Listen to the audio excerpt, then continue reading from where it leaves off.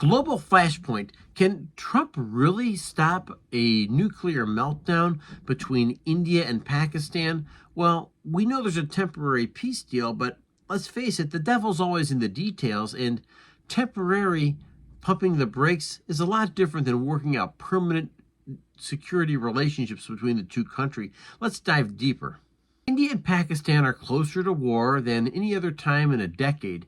Can Trump really stop it? We know there's a temporary pause, a temporary pump the brakes, but is there really a bigger solution here? Because we really do need long-term solutions between these two nuclear powers. There is All a right, quiet so I'm looking crisis at with explosive potential, a an gallon for attack on gasoline. tourists, Not too bad for Indian 87. retaliation, And I'm here Pakistan to on tell high you alert with China watching, and we're the going to jump on U.S. this right away because everything else being is much pulled more into expensive one in of the the area. world's most dangerous rivalries between both India and Pakistan. The trigger, Kashmir attack blamed on Pakistani-backed militants.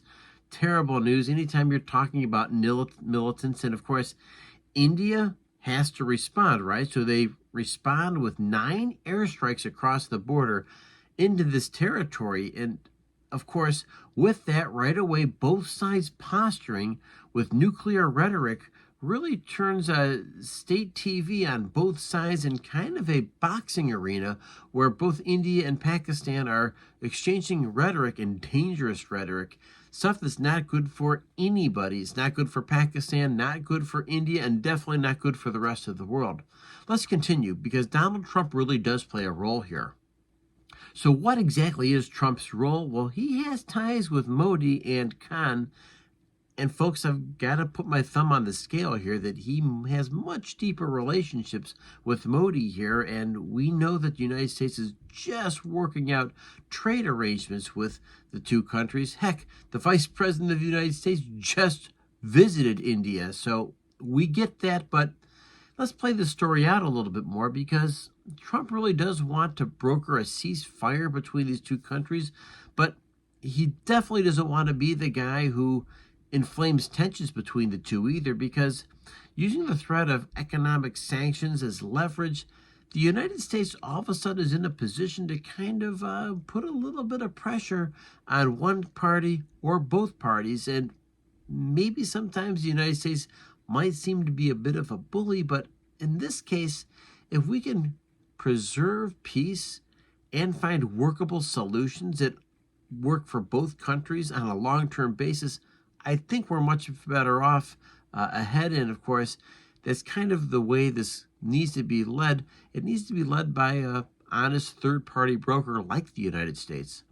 So what's the economic fallout if this really escalates?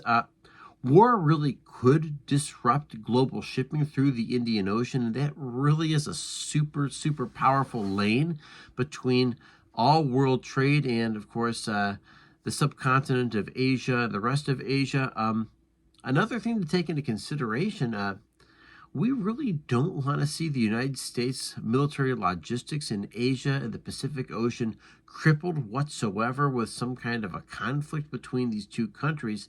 The fact is that the United States does have good relationships with both India and Pakistan. Pakistan has helped the United States in a number of ways, and of course India, a great relationship with the United States as well. The fact is, nobody wants to see oil prices spike to the rest of Asia, for instance. We don't want any kind of global inflation surges. No to all of those things. And once again, the road to prosperity comes with peace, and there's very workable solutions between these two countries.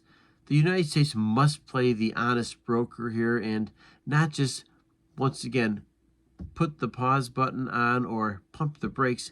We need workable long-term solutions, and we realize that the tensions between India and Pakistan have been there for a long time. And scary enough, they're based a lot on religion as well, and there's a deep-seated mistrust between the two countries, and maybe now is a time to move beyond that. And once again, if you leave a comment here, I'd appreciate it, because I'm covering this to the best of my knowledge, and your insights really do help fill some of the gaps here. So please continue to comment here, and let's move on with the story. According to Sarah Gupta, the Wall Street Journal Foreign Affairs desk reporter, this really is a big tightrope between the ego and diplomacy between these two countries, and neither country wants to really back down from the other. And maybe once again, this is why the United States really can play a critical role to try to be the honest broker and bring people together, or at least force people into ensuring that they don't make any rash decisions that would cause a massive, massive war between these two countries. So I guess my question to you is Trump the peacemaker we need, or is he just kind of a wild card in the process? He's too risky to bet on. His administration too risky to bet on as well. Drop a comment. Make sure that we know that either thumbs up or a thumbs down. He's going to make it better. He's going to make it worse. And with that, make sure you like, hit subscribe, and help me feed Charlie. And remember, folks, the biggest battle we're constantly fighting is the one between our ears. Stay healthy and make sure you celebrate your victories, and I'll see you in the next video. Thank you.